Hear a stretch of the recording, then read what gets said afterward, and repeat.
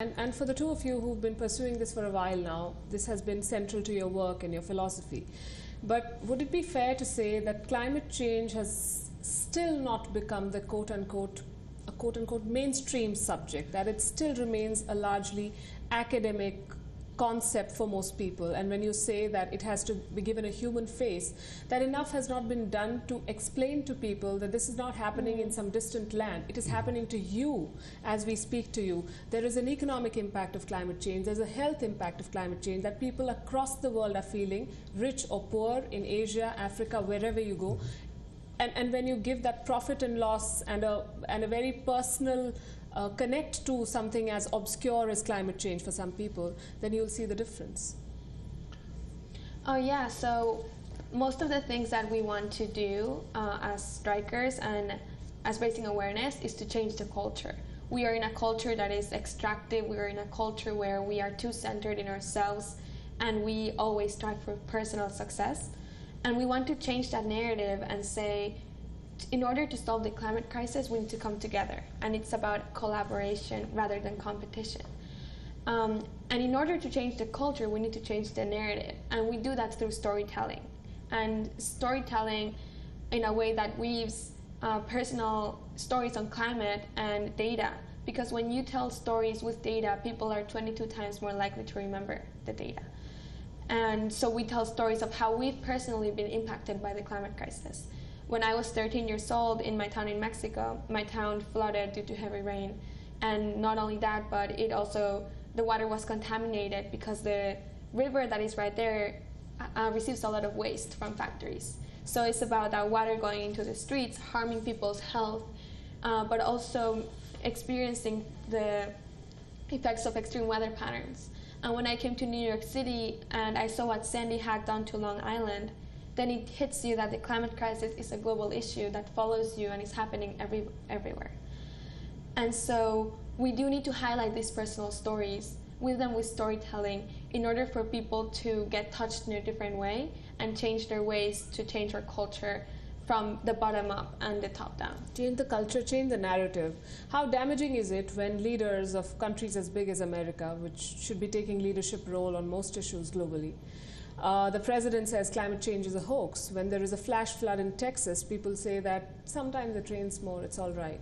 So how do you bring the naysayers or the skeptics on board and make them believe? And when these skeptics occupy such important policy positions? Well, I think the one of the ways that you bring them on board is to point out that if you ask people in the street, if you ask voters whether they're concerned about climate change or not, in every country in the world, every country that has been sampled, including the US, a majority of people think that we're not doing enough on the climate crisis and we need to do more. So in many cases, the leaders are actually out of step with the population. But I think this example is exactly right. People have been concerned, but they've seen it as too big an issue to do something about. It's too remote.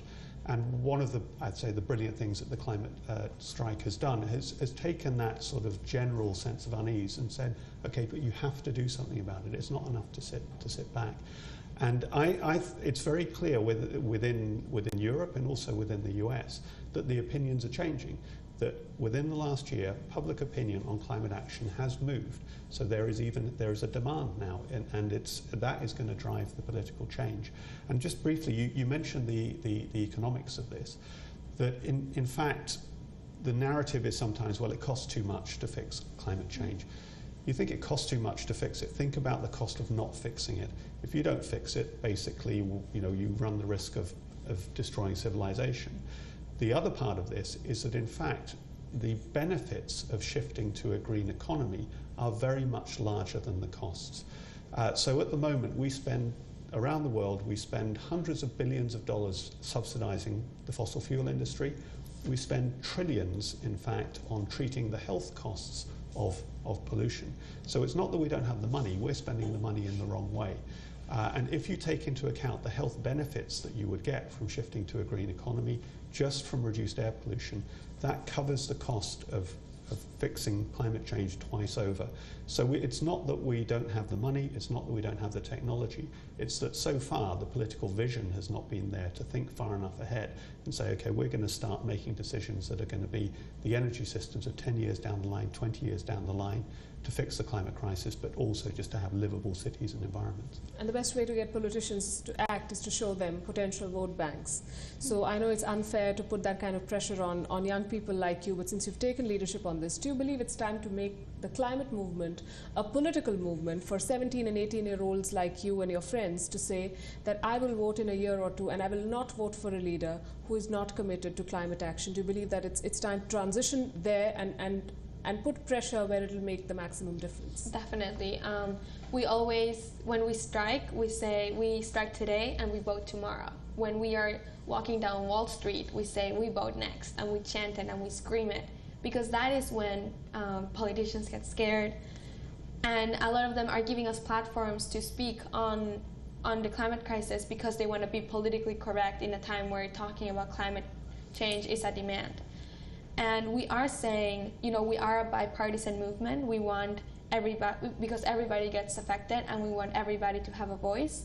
But we will vote for leaders who will do something about the climate crisis. And we are going to vote for somebody who sees the complexities and the global scale of this. It's not only about, right now we are hearing a lot of America is going to take leadership on solving the climate crisis. If you do that, you leave everybody else behind. And we need to think about this in a global perspective and act locally and act fast. And so we are bringing our political power into next elections. We are going to be, Gen Z and millennials are going to be over 30% of the voting population. And young people are 20% of the present, but we are 100% of the future. And we are going to take our futures into our own hands if political leaders and adults won't. Very well said.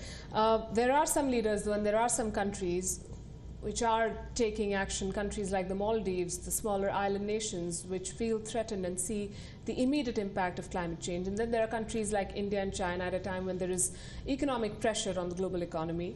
To be able to balance this with emissions cuts is a bold political decision to take, and yet some of them are taking. The Indian Prime Minister made a speech yesterday, and he talked about Indian tradition of respecting nature and for taking only as much as you need and not being driven by greed and so on and so forth, and spoke about a roadmap.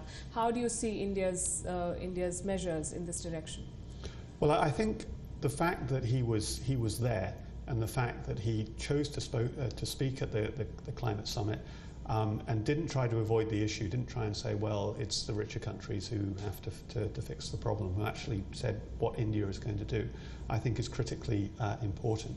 I think the demands of the climate strikers are entirely right, and I think hopefully they also understand it's a big challenge. This is not going to happen overnight. That's not to say we shouldn't do it. We have to do it. We've done really difficult things before, but it's not easy for a country that is developing, that's trying to supply the needs of its population, to switch overnight. What I would say is that some of these big countries have already done a lot.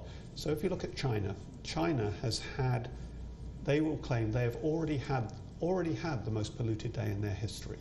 A few years ago, the air pollution problem was so bad in China that it was causing civil unrest. They took really strong measures to shift to clean energy, which is to fix their air pollution problem and to fix their climate problem. So it is possible to get over that and to start coming down the other side, to start slowing your emissions, to start bringing them down. So I would say that this message again has come through very clearly from the climate strikers. It's not enough to point at other countries and say we won't do it until everybody else does it.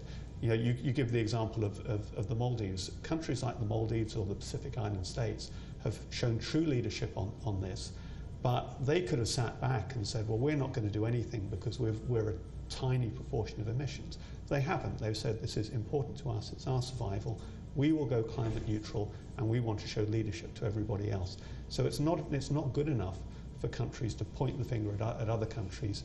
You should be looking at the best of those and trying to copy what they have done.